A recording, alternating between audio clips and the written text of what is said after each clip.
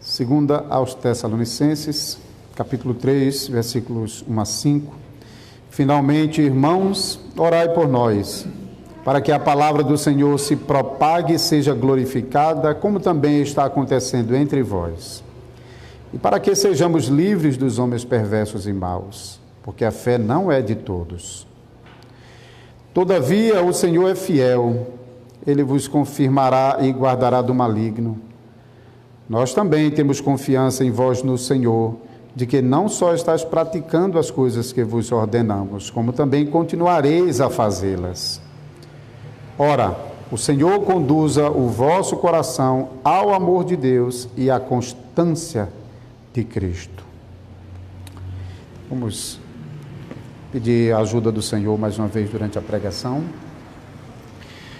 Senhor Deus, nós estamos em Tuas mãos, Senhor, para que o Senhor fale conosco, para que o Senhor use essa leitura, para que a explicação dela possa ser usada pelo Teu Espírito, para mudar nossas vidas, para nos levar à confiança de que nós pertencemos a Cristo Jesus, estamos em Suas mãos, ninguém pode nos arrancar das mãos do Senhor.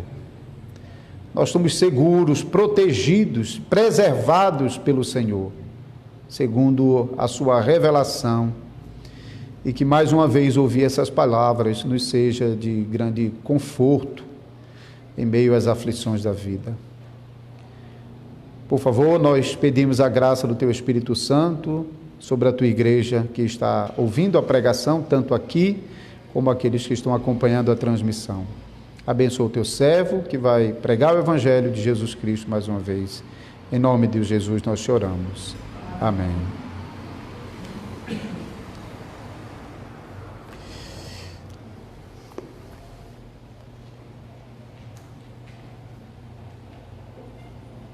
Só um minuto.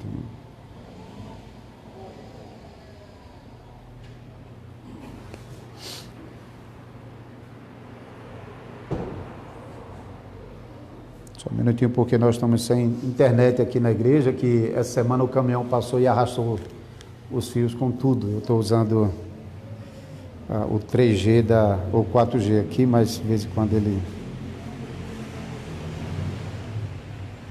Ok, agora foi.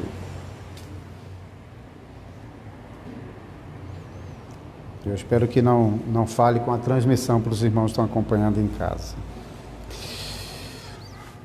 Muito bem, aqui no capítulo 3, o apóstolo Paulo já está caminhando para o final da carta. Os irmãos podem perceber isso na palavra finalmente, logo no início do versículo 1 desse capítulo 3. Porém, antes de iniciar o último assunto que o apóstolo Paulo vai tratar aqui, que será a próxima pregação, os versículos 6 até o versículo 16, ele vai tratar do problema dos desordenados na igreja. Mas antes disso, o apóstolo Paulo apresenta à igreja de Tessalônica um pedido de oração. Um pedido de oração que, na verdade, é duplo. O apóstolo Paulo faz uma ligação com aquilo que a gente viu na pregação passada, que é a eleição dos crentes, e com base na doutrina da eleição, ele chama a igreja a orar para que a palavra do Senhor se propague e seja glorificada, e para que também, ele diz, sejamos livres dos homens maus. Então são esses dois pedidos de oração que o apóstolo Paulo apresenta à igreja dos Tessalonicenses, e nós vamos tratar esses dois pedidos de oração então durante essa pregação. O primeiro pedido de oração é em favor da expansão do Evangelho. Orai para que a palavra do Senhor se propague e seja glorificada. Nós lemos o texto de Atos capítulo 17, e os irmãos podem recordar, sobre o progresso do Evangelho muito rapidamente na igreja dos na cidade de Tessalônica. E o apóstolo Paulo, junto com Timóteo e Silas, testemunharam desse progresso rápido com a conversão de muita gente na cidade, tanto entre os judeus como entre os gentios da cidade, tanto homens como mulheres, e pessoas simples e até mesmo pessoas importantes da cidade se converteram a Cristo. Nós vemos isso no versículo 4 do capítulo 17 de Atos dos Apóstolos. É como se o apóstolo Paulo dissesse para os irmãos aqui: orem para que o evangelho possa prosperar em outros lugares, assim como aconteceu no meio de vocês. E o apóstolo Paulo usa uma expressão bem interessante aqui, essa frase que ele usa aqui, para que a palavra de Deus se propague e seja glorificada.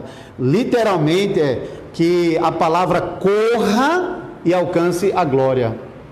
Essa frase aqui, muitos comentaristas estão comparando com as corridas que existiam na Roma antiga e na Grécia antiga, em que no final da corrida os vencedores eram coroados de honra.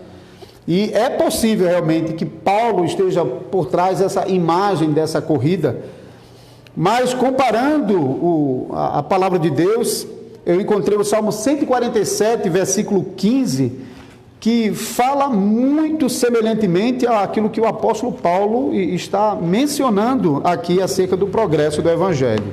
Salmo 147, versículo 15, diz assim: Ele envia as suas ordens à terra, ou as suas palavras, é o que está aqui no texto original, envia suas palavras à terra, e ele repete, as suas palavras, e a sua palavra corre velozmente. Então veja que não é a imagem de uma pessoa correndo, mas é a imagem da própria palavra de Deus correndo. Então eu acho que combina muito melhor com o que o apóstolo Paulo está falando, porque Paulo está falando do Evangelho, o progresso do Evangelho, é a palavra de Deus correndo e sendo glorificada. Esse Salmo 47 aqui é bem interessante porque ele fala sobre como no meio do povo de Israel o conhecimento de Deus dominava. Então era como se Paulo estivesse dizendo: olha, assim como no meio do povo de Israel a palavra de Deus prosperava e se espalhava rapidamente de uma pessoa a outra e de uma família a outra, e rapidamente essa palavra percorria. Então a ideia de correr é que vai passando de uma família a outra, de tal maneira que em todo Israel estava cheio do conhecimento do Senhor. Os versículos finais, ele reforça isso quando diz: mostra a tua palavra a Jacó, as tuas leis e os teus preceitos a Israel. Não fez assim a nenhuma outra nação, todas ignoram os seus preceitos. Então, o conhecimento da palavra do Senhor em Israel se propagava. E Paulo pode estar tomando essa imagem do Salmo 147 para pedir em oração aos irmãos tessalonicenses: olhe, por favor, orem, para que nos outros lugares a palavra de Deus possa se propagar tão rapidamente como aconteceu no meio de vocês.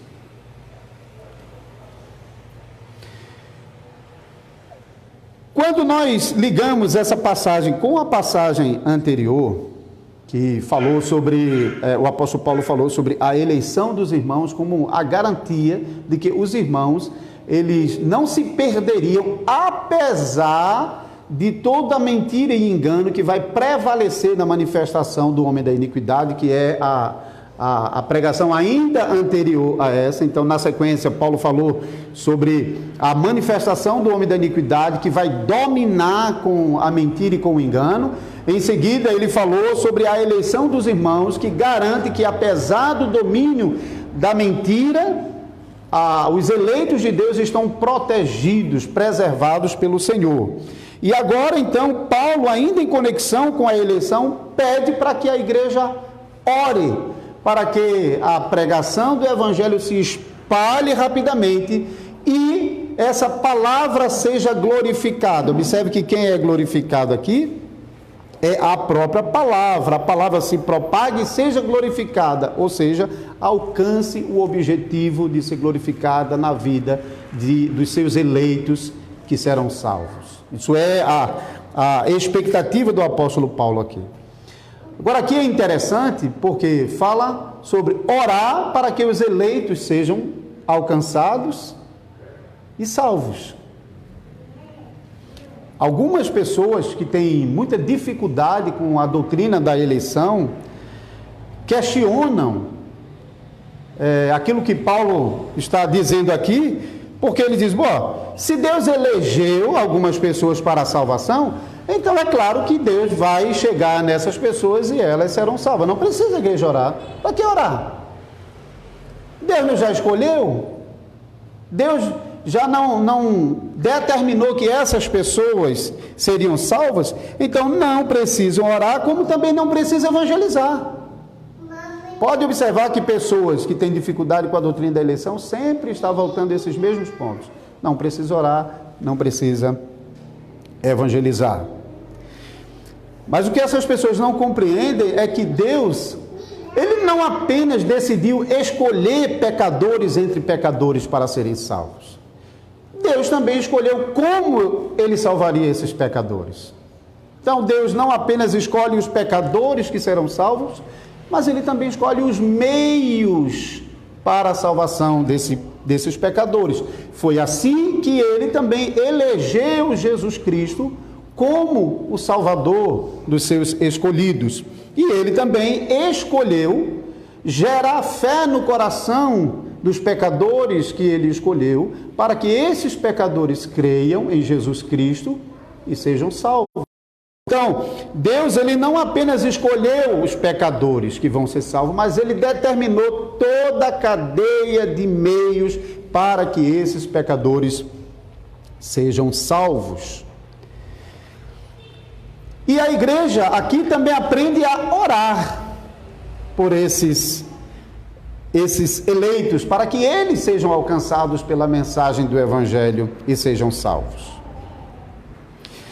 A igreja está aprendendo a orar aqui com o apóstolo Paulo, não porque nós acreditamos que quando nós orarmos nós vamos mudar os decretos de Deus, aquilo que Deus decretou. Então a nossa oração tem o poder de mudar aquilo que Deus determinou, de jeito nenhum. Mas nós aprendemos a orar inclusive pela salvação dos eleitos de Deus, porque pela oração o Espírito Santo, ele nos envolve no próprio decreto da eleição e da salvação de pecadores. Isso não é pouca coisa. Pela oração, nós nos tornamos participantes do cumprimento do decreto eterno de Deus na salvação de pecadores. Existem várias passagens na Escritura que mostram o povo de Deus orando e as coisas acontecendo exatamente da maneira como eles tinham orado. Isso não significa que eles estavam alterando os decretos de Deus, mas significa que Deus tornou aquele servo, aquela serva, participante do decreto eterno de Deus e que agora eles foram escolhidos para participar do cumprimento desse decreto no tempo. Pense sobre Ana, quando orou para que Deus lhe desse um filho. Aquele filho de Ana já estava decretado desde a eternidade, mas Deus escolheu entregar um filho a Ana como resposta às suas orações. Zacarias, o pai de João Batista, orou ao Senhor por um filho, e o anjo, quando apareceu, disse: as tuas orações, Zacarias, têm sido ouvidas. Mas não é que Zacarias está mudando o plano que Deus tinha para ele, mas o filho que Deus já havia inclusive anunciado no Antigo Testamento. O nascimento de João Batista foi profetizado por Malaquias como aquele que iria preparar o caminho do Senhor. Já estava decretado, determinado o nascimento de João Batista, o precursor do Salvador. Mas Deus torna Zacarias participante do cumprimento do decreto eterno de Deus no tempo. Então Deus, pela oração, nos envolve, nos torna participante do cumprimento do decreto dele. De jeito nenhum a igreja está orando, imaginando que Deus planejou uma coisa, mas nós temos poder de reverter os decretos de Deus. Mas também não significa que pelo fato de que Deus já decretou todas as coisas, a igreja não precisa ou não deve orar. Pelo contrário, a Bíblia o tempo todo nos chama a orar. E não é para orar para mudar a vontade de Deus, mas para orar exatamente por aquilo que Deus já determinou fazer. A oração do Pai Nosso é um resumo disso. Tudo que nós aprendemos a orar na oração do Pai Nosso é exatamente o que Deus já planejou para o seu povo, para a sua igreja. Nós não, na oração do Senhor, não vamos orar por nada que a Bíblia já não nos tenha ensinado, que é a vontade de Deus que seja feita. Por isso nós aprendemos a orar para que Deus cumpra aquilo que Ele tem revelado em sua palavra. E oramos por coisas que muitas vezes não são claras, são coisas menores que não estão reveladas na palavra de Deus, e quando nós oramos por essas coisas, nós oramos para que Deus faça a sua vontade. De modo que quando a vontade do Senhor se cumpre de acordo com a oração que nós havíamos feito, isso pode ser sobre qualquer coisa, uma mãe que está orando pelo seu filho, o marido que está orando por sua mulher descrente, uma pessoa desempregada que está orando por um trabalho, todas essas coisas já estão decretadas por Deus.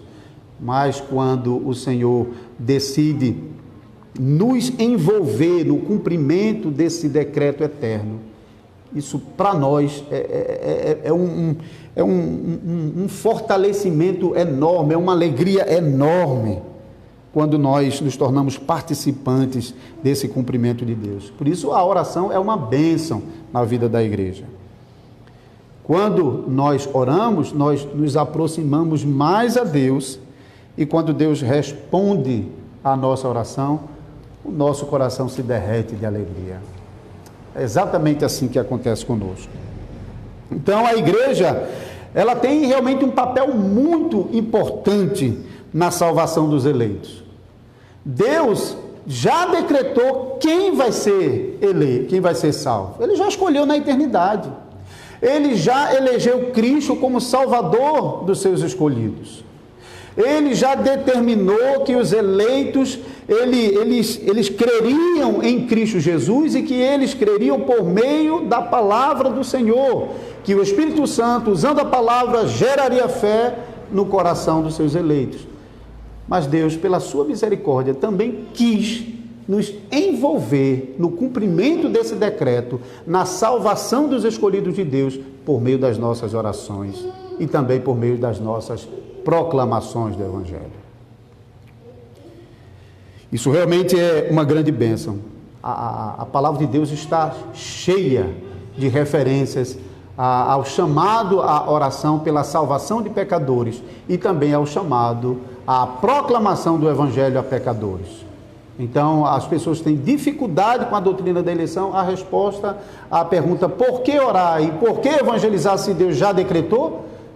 Porque Deus decretou salvar os eleitos por meio da pregação e por meio da oração. Essa é o envolvimento da congregação no decreto eterno da eleição segundo a vontade de Deus. Não para mudar qualquer coisa no decreto de Deus, mas para participar do cumprimento do decreto.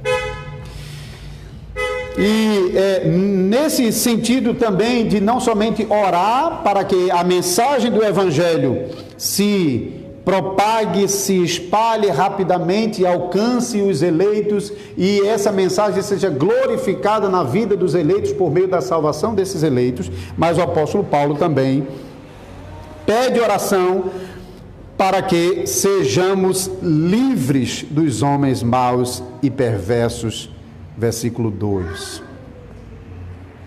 Então pede oração para que a palavra se espalhe, e pede oração para que eles possam livremente proclamar o Evangelho sem a obstrução desses homens maus e perversos. Então esse é o segundo motivo de oração, que fala agora da atividade da igreja de proclamar o evangelho por meio dos seus pregadores. Falar sobre a atividade da igreja de proclamar o evangelho por meio dos pregadores, de fato fala sobre o momento inicial do ministério da pregação. Porque, de fato, os pregadores são os primeiros a anunciar o evangelho, mas depois que o evangelho é recebido em uma vida, essa vida leva o evangelho para a sua casa, para a sua família, para o seu ambiente de trabalho, para o seu ambiente de estudo e faz com que a palavra de Deus se propague em muito mais pessoas. Considerando um lugar que não tem o evangelho ainda, então o missionário é aquele primeiro que está lá jogando as primeiras sementes, hein? Mas à medida que os primeiros crentes vão brotando, esses crentes mesmos, eles vão levar a semente do evangelho para outra pessoa, e assim uma igreja é organizada. Então, falar sobre o ministério da pregação é falar primeiramente sobre a proclamação por meio dos pregadores, mas isso chama a responsabilidade de cada membro da congregação de pegar o evangelho que está recebendo aqui na igreja e levar para a sua casa, para a salvação da sua família, para a salvação da sua parentela, para a salvação da sua vizinhança. Foi nesse sentido que o Salmo 147 falou da palavra do Senhor. A palavra do Senhor corre velozmente em Israel. Por quê? Porque ela é recebida com alegria no meio do povo de Deus, e ela é logo compartilhada com aquele que está do lado, e com seu vizinho, e com seu parente, e assim a palavra de Deus percorre toda a terra de Israel. Mas isso não acontecia fora de Israel. Nós lemos no final do Salmo 147, mandas a tua palavra a Jacó, e os teus decretos a Israel. Não fizeste assim com nenhuma outra nação. Todas ignoram o conhecimento do Senhor. O pedido de oração de Paulo é para que agora, aquilo que acontecia no meio de Israel, possa acontecer agora nas outras cidades de gentios, onde o conhecimento da palavra de Deus não era como acontecia em Israel. Então, o trabalho dos pregadores é importante, como os desbravadores, e os apóstolos particularmente, eles foram o fundamento da igreja. Eles foram aquela palavra que não apenas foi proclamada às pessoas, mas as palavras que eram a própria boca de Deus, a própria revelação de Deus, e que serviria de fundamento para a igreja que seria edificada a partir de então. Mas depois dos apóstolos, os pregadores do evangelho, enviados pelas igrejas a todos os lugares, continuam proclamando o evangelho do reino. O evangelho continua alcançando os eleitos. Os eleitos, sendo salvos, levam esta palavra para outros eleitos, por meio do seu testemunho de vida, por meio das conversas que têm, por meio, muitas vezes, das intervenções com sabedoria que eles têm junto aos seus colegas de trabalho, junto aos seus familiares, junto a amigos. Então, de fato, é uma responsabilidade que não fica somente com os pregadores, mas com toda a congregação. Isso foi o que aconteceu em Tessalônica. Nas primeiras pregações de Paulo, nós vimos lá no capítulo 17, judeus e gentios se converteram. Mas pouco tempo depois já tinha uma igreja lá. Como rapidamente essa igreja já estava lá? Porque essas pessoas que se converteram pelas primeiras pregações apostólicas, elas levaram o evangelho para seus familiares e parentes e vizinhos e outras pessoas. De tal maneira que na cidade de Tessalônica, assim, a palavra de Deus, ela correu velozmente, como o Salmo 147:15 diz. Ela realmente correu velozmente, se espalhou e rapidamente uma igreja estava estabelecida ali naquela cidade. Agora, a salvação dessas pessoas, de muitas pessoas na cidade de Tessalônica, mostrava um lado do decreto da eleição. Porque um lado do decreto da eleição é: pecadores vão ouvir o evangelho, o Espírito Santo vai gerar fé no coração desses pecadores, e eles vão crer em Cristo Jesus e serão salvos. Mas o outro lado do decreto é que algumas pessoas, ouvindo a mesma mensagem do Evangelho, não receberão a graça do Espírito Santo para crer e serão abandonados em sua pecaminosidade para receber o justo castigo de Deus.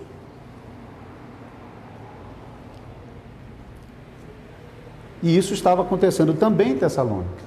Então, Tessalônica não provou somente a eleição de muitos irmãos lá para a salvação, mas também a reprovação de muitos pecadores, que é o outro lado da eleição. E esses inimigos do Evangelho, que não foram chamados à verdadeira fé, como muitos outros cristãos na cidade de Tessalônica, não demoraram para agir, não. Parece que eles entenderam o mistério, como se diz. Eles entenderam que o Evangelho estava se espalhando rapidamente, a palavra de Deus estava correndo velozmente na cidade de Tessalônica. E eles não perderam tempo, eles também rapidamente começaram a se opor ao Evangelho de Jesus Cristo para tentar interromper o progresso do Evangelho na cidade de Tessalônica. E nós lemos também em Atos capítulo 17, quando eles perceberam o que os apóstolos estavam fazendo na cidade, eles correram para a casa de Jason, invadiram a casa de Jason para tentar pegar Paulo e os demais irmãos. Não os encontrando, arrastaram alguns irmãos para a rua, levaram diante do tribunal e tanto fizeram que acabaram expulsando os missionários daquela cidade. Mas a essa altura, a palavra de Deus já tinha corrido velozmente por toda a cidade de Tessalônica. Mas os inimigos do Evangelho tanto fizeram que expulsaram os apóstolos de Cristo da cidade. Então, irmãos, a fiel pregação do Evangelho sempre causará esses dois efeitos. São o duplo resultado da pregação que os cânones de Dort fala. No primeiro capítulo dos cânones de Dort, o artigo 4, o duplo resultado da pregação. Uns, ouvindo a mensagem do Evangelho, creem e são salvos. Outros, ouvindo a mensagem do Evangelho, permanecem em seu endurecimento para a sua própria condenação. E Paulo conhecia muito bem isso. O próprio apóstolo Paulo ensinou a doutrina da eleição em vários lugares, na carta aos Efésios, no capítulo 1, aqui mesmo em Tessalônica, na primeira carta, no primeiro capítulo, ele já menciona que os irmãos de Tessalônica foram eleitos para a salvação, já no primeiro capítulo. E Paulo, sabendo que a eleição também mostra o seu outro lado na reprovação de muitos pecadores que são deixados em seus pecados. Então, de um lado, alguns estavam sendo salvos e Paulo podia louvar a Deus a eleição desses irmãos que estavam sendo salvos, mas ele também sabia que a fé não é de todos. No final do versículo 2, a fé não é de todos. A fé não é dada para todos. A pregação do Evangelho, ela é indistintiva. A proclamação do Evangelho é para todos. A gente aprende isso da parábola do semeador em Mateus 13. O semeador chega a ser até absurdo, que o semeador não tem nem cuidado de evitar que a semente caia na beira da estrada ou no meio das pedras, coisa que, pensando razoavelmente, um semeador não vai desperdiçar a semente. Mas é muito clara a mensagem: não temos que escolher o terreno onde nós vamos lançar a semente. A pregação deve ser dirigida a todos, porque nós não sabemos onde os eleitos de Deus estão.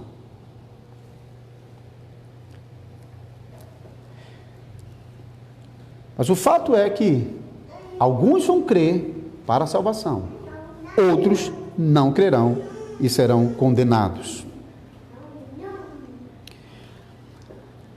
E Paulo sabia que ele não podia esperar coisas boas desses reprovados, desses que desprezam o Evangelho, porque ele mesmo já havia experimentado em Tessalônica após 3 semanas de pregação, os próprios judeus incitando a população da cidade para se revoltar contra os irmãos e os missionários. Ele próprio havia experimentado isso lá. E ele sabe que não será diferente em outros lugares. Por isso, o segundo motivo de oração é: ore para que nós fiquemos livres desses homens maus e perversos. Porque ele sabe que eles vão se levantar contra o Evangelho. Agora, é interessante porque algumas pessoas gostam de se referir aos descrentes como amigo do Evangelho. Não sei se os irmãos já viram isso. Está ali o amigo do Evangelho. Amigo do Evangelho? Como pessoas que rejeitam o Cristo do Evangelho podem ser chamados de amigos do Evangelho? Eles não são amigos coisa nenhuma. Eles são inimigos do Evangelho e eles estão debaixo da justa ira de Deus e condenação por causa dos seus pecados enquanto não se arrependerem. Quando eles se arrependerem e crerem no Salvador Jesus Cristo para a salvação, aí eles se tornam amigos do Evangelho. Aqui estão os amigos do Evangelho.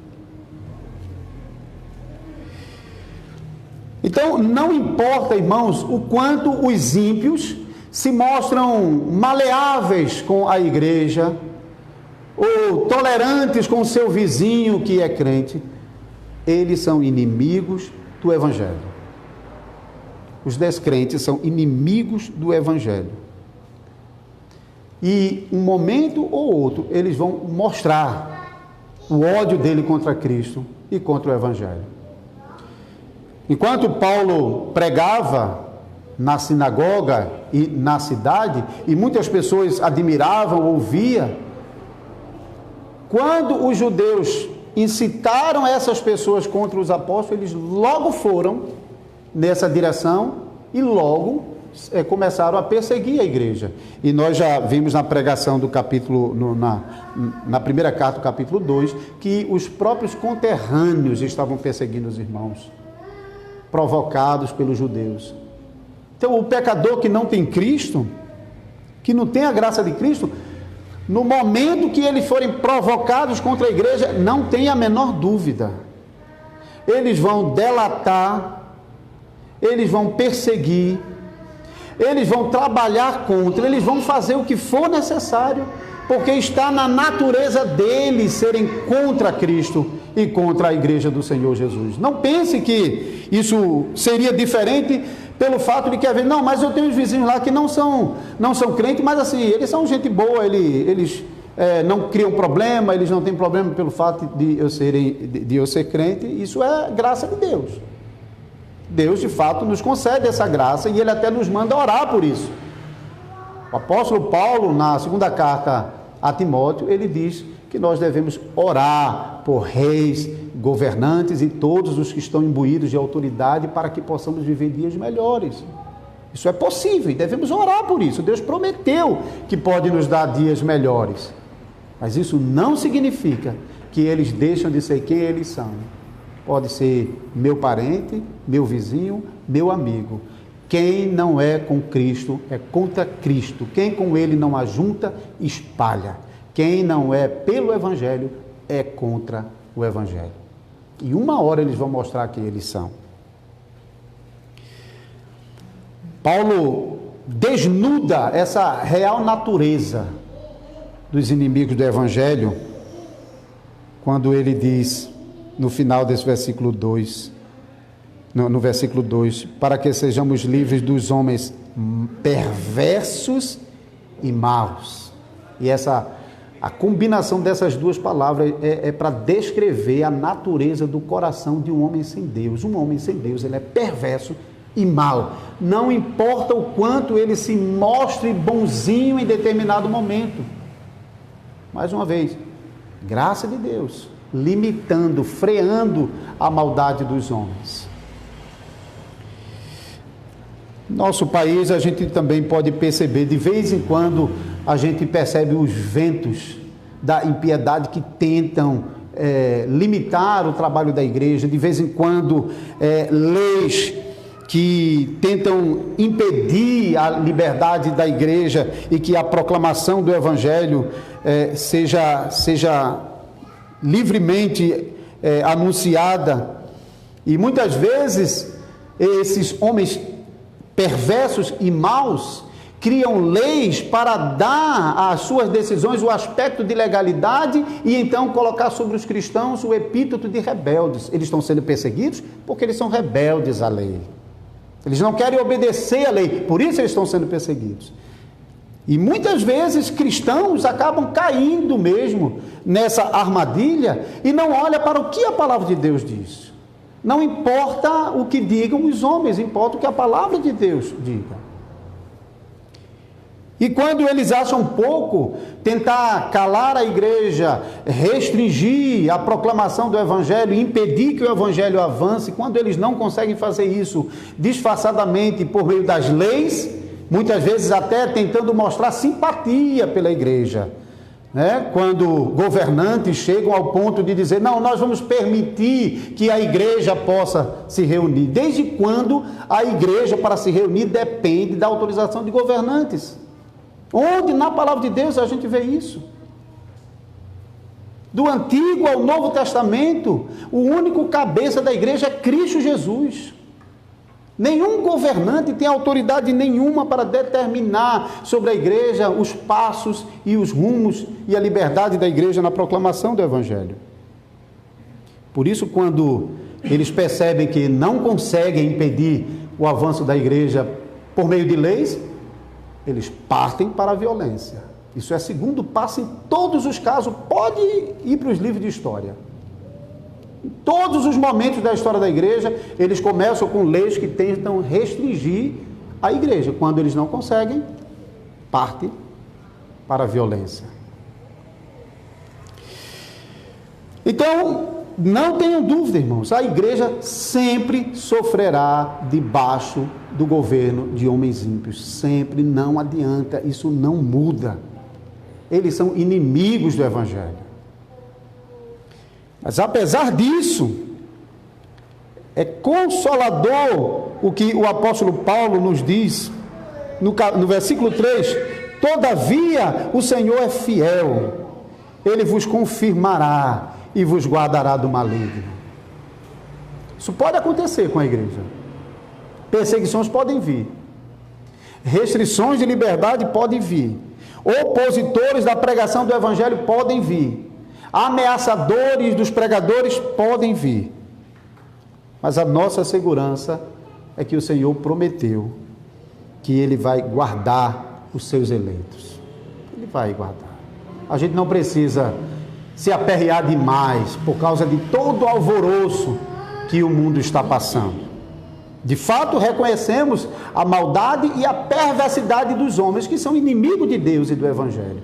Mas apesar disso, apesar de eles não terem fé, veja a relação que o apóstolo Paulo faz. Ele termina o versículo 2, dizendo, a fé não é de todos, mas o Senhor é fiel.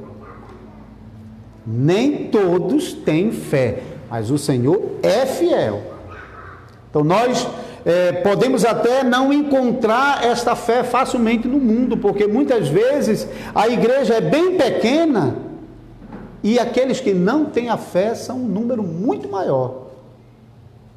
Até em Israel isso aconteceu. Na época do perverso rei Acabe, os fiéis em Israel foram reduzidos a um número ínfimo de 7.000 que não se dobraram perante Baal. Mas apesar disso, Deus revelou a Elias, eu preservo 7.000 que não se dobraram diante de Baal. Cristo sempre terá a sua igreja protegida do maligno e confirmada na fé em Cristo Jesus. Essa palavra maligno aqui, pode ser que se refira ao diabo, e alguns comentários estão sugerindo isso, mas considerando que o apóstolo Paulo acabou de se referir aos homens maus e perversos, é mais natural a interpretação do texto de que Paulo está fazendo referência à maldade desses homens que se levantam contra a igreja. E claro, no final das contas, quem está por trás de tudo isso é Satanás, hein? Satanás não está excluído aqui, ele não está desculpado da maldade dos homens, não, porque ele está por trás de tudo. Mas de fato, o apóstolo Paulo está chamando a atenção para a perversidade dos homens. Eles são responsáveis por perseguir a igreja de Cristo, e por causa disso mesmo eles vão receber o justo castigo no dia da vida de Cristo. Paulo falou sobre isso no primeiro capítulo dessa carta. Então não importa a maldade dos homens, Deus é fiel. Não importa se o mundo inteiro vai se levantar contra a proclamação do Evangelho, porque onde Deus tiver um escolhido, pode ter certeza, Ele vai fazer a palavra dele chegar até lá, para gerar fé no coração daquele eleito e para que ele seja salvo em Jesus Cristo. Foi nessa convicção que Calvino enviou pastores de Genebra para Guanabara. Vocês devem conhecer a história da Guanabara, hein? Os primeiros cristãos não católicos protestantes a pisar em solo brasileiro foram enviados de Genebra por Calvino, a pedido de Villegagnon, hein? Com a ajuda do almirante Coligny. Então, esses primeiros crentes que Calvino enviou para cá, é porque Calvino sabia que Deus tem os seus escolhidos em todos os lugares, e se Deus tiver um escolhido na França Antártica, Deus vai fazer com que ele ouça a pregação do Evangelho e ele será eficazmente chamado a Cristo. Então, por causa disso, Calvino não mediu o esforço de enviar uma expedição para a França Antártica. Então, onde tiver um escolhido, Deus vai providenciar que a palavra dele chegue até lá de um jeito ou de outro. Vocês devem conhecer aquela história do missionário que foi proibido de falar e ele continuou falando, e tomaram a Bíblia dele e ele começou a falar de cor, cortaram a língua dele e ele, não podendo falar, ele começava a riscar no chão. Mas enquanto ele estava vivo, ele continuava falando de Cristo para os outros presos. Então Deus vai usar os meios para que o Evangelho chegue até os eleitos. E Ele também vai preservar os eleitos que já foram chamados e já estão congregados como o seu rebanho. Então, Deus não apenas vai alcançar os eleitos que ainda estão lá fora, como Ele vai preservar os eleitos que Ele já congregou e tem chamado para a fé viva em Jesus Cristo.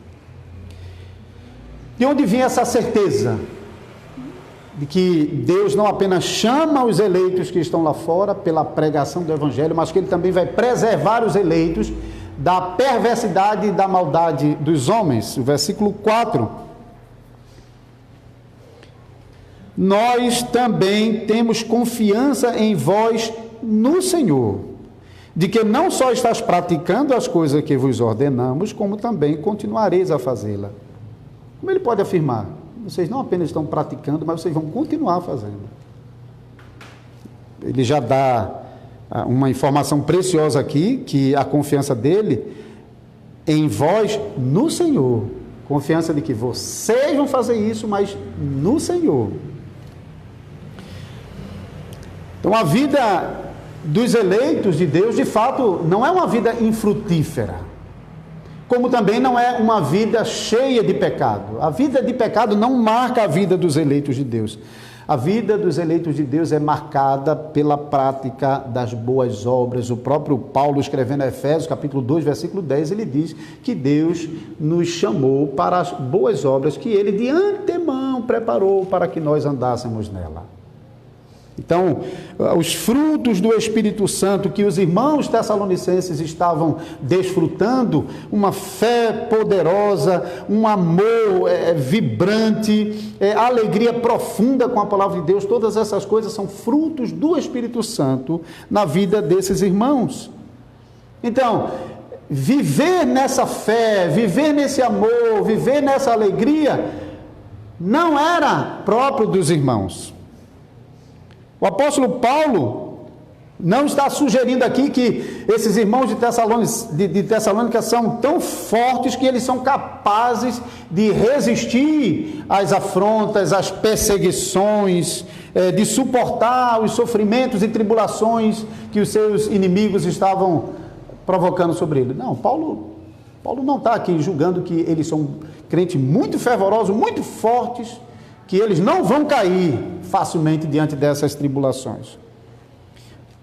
Paulo tem consciência de que a nossa suficiência vem de Cristo. Ele escreveu isso na segunda carta aos Coríntios, capítulo 3, versículo 5. A nossa suficiência não vem de nós mesmos, vem de Cristo. E em Filipenses capítulo 1, versículo 13, ele diz: porque é Deus que opera em vós tanto o querer como o realizar. Então Paulo está bem consciente que isso não é por causa dos irmãos serem super crentes. A certeza que o apóstolo tem da preservação desses irmãos na fé em Jesus Cristo aparece no versículo 5. Veja o versículo 5. Ora, o Senhor conduza o vosso coração ao amor de Deus e à constância de Cristo.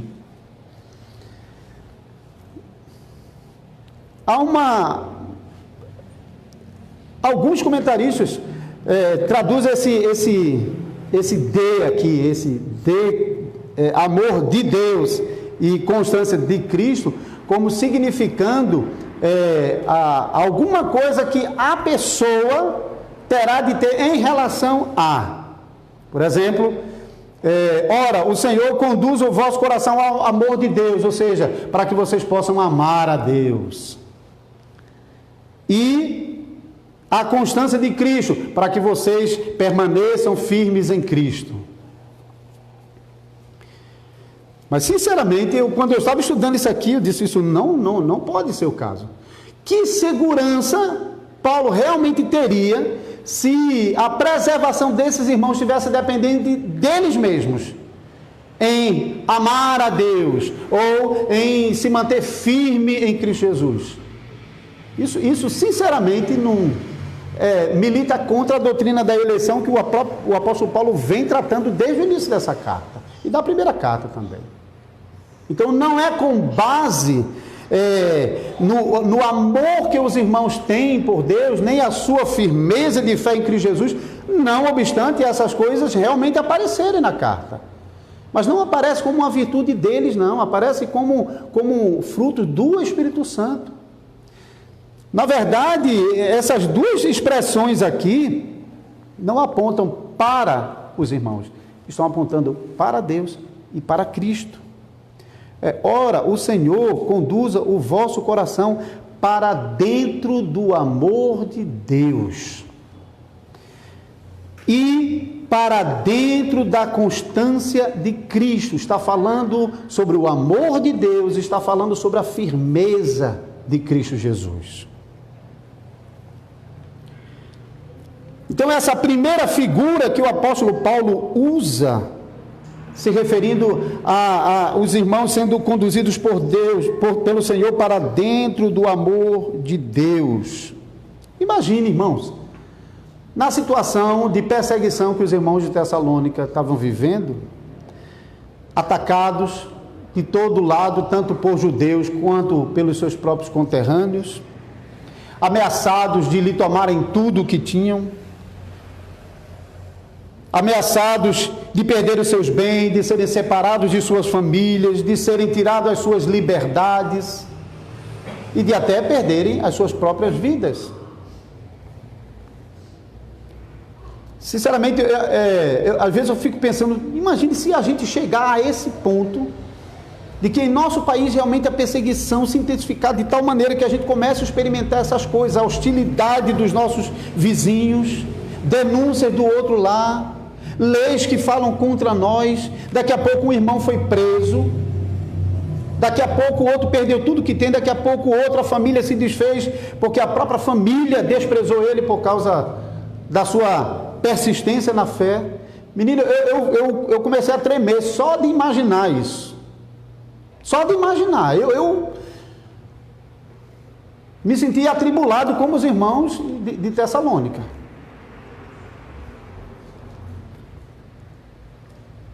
É uma situação para desespero. Não é sem razão que o apóstolo Paulo está realmente conduzindo os irmãos a essa promessa gloriosa que a gente vê no versículo 5. Porque a não ser que o amor de Deus, em meio a essa situação terrível, nos envolva de tal maneira que a gente se sinta tão seguro, tão confortável nos braços do nosso Deus,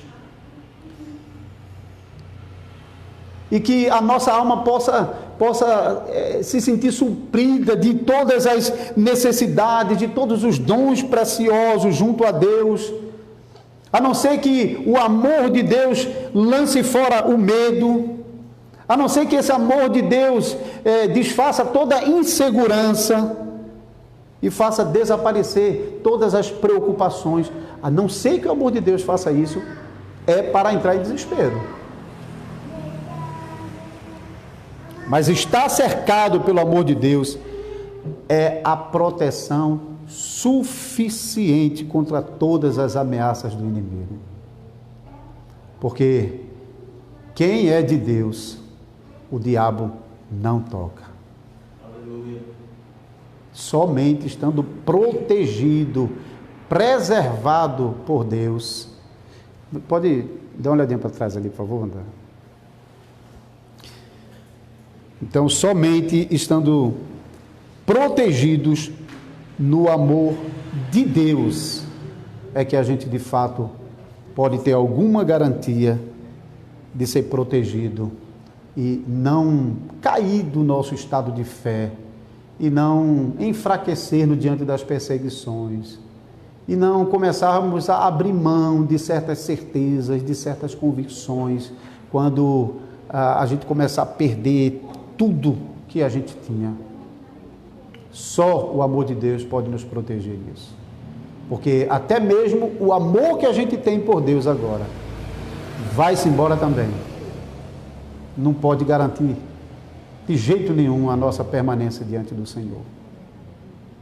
E a segunda figura que o apóstolo Paulo usa é a da firmeza, mas não a firmeza dos irmãos, porque a firmeza dos irmãos facilmente podia ser abalado com todas essas tribulações.